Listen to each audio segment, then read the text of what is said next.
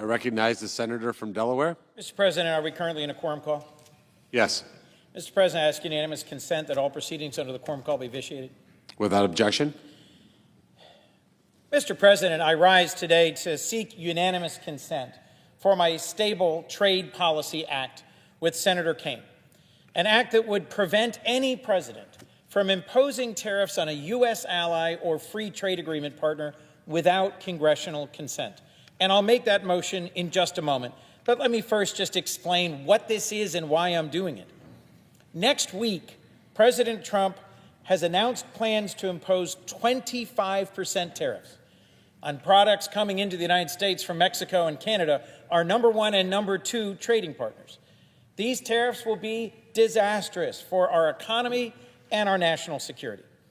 These tariffs will cost the average American household about $1,200 a year.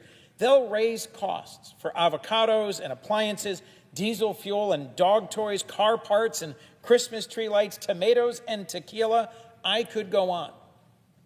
Our economies are so closely integrated, the United States, Canada, and Mexico, that it'll increase the cost of a GM pickup truck about $10,000.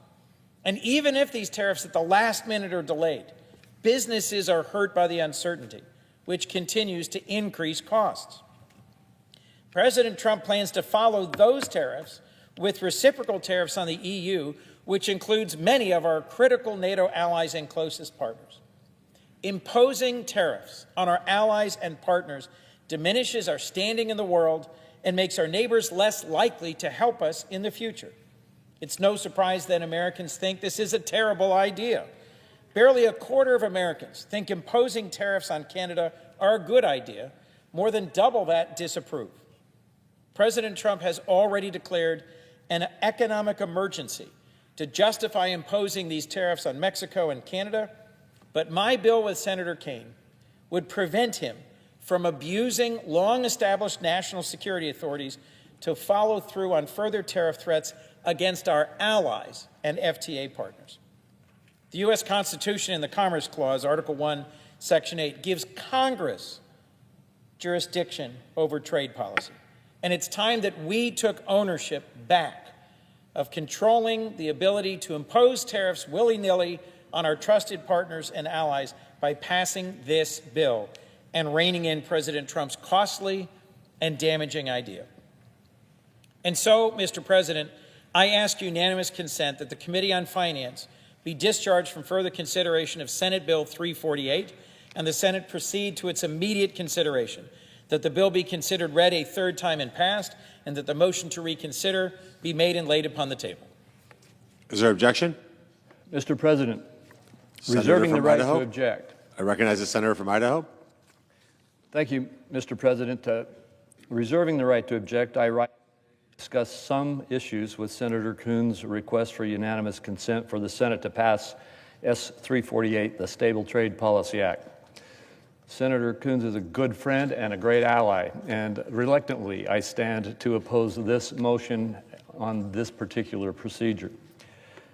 First, Senator Coons and I agree about much on trade policy, including the need for the United States to have more high-standard free trade agreements, like the U.S.-Mexico-Canada Trade Agreement, or USMCA. We should ensure that the commitments in those agreements are respected.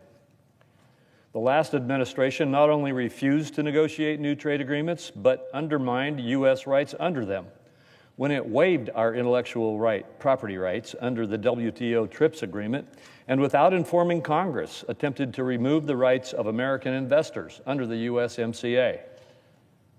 Second, I also agree that we should not undertake tariff actions lightly on our allies or free trade agreement partners. We should, however, take care before we say that all options are completely off the table.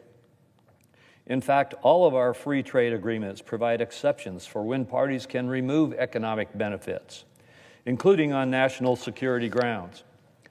I don't recall anyone suggesting that the Biden administration could not impose sanctions on Nicaragua last year because it was a CAFTA party. Instead, we recognized that legitimate national security grounds, including Nicaragua's human rights abuses, warranted the economic pressure. Third, it was only yesterday that we confirmed Jamieson Greer as the U.S. Trade Representative to serve as the principal advisor on trade issues. He told the Finance Committee that he wants to work closely with Congress. There are a lot of good things we can do together. For instance, we can negotiate new agreements and reinvigorate congressional executive partnerships on trade. The Stable Trade Policy Act is accordingly too blunt of an instrument when nuance is called for, including the option of tariffs in some instances. With that, Mr. President, I object to Senator Coons' request, and I yield the floor. Objection is heard. Mr. President. Senator from Delaware.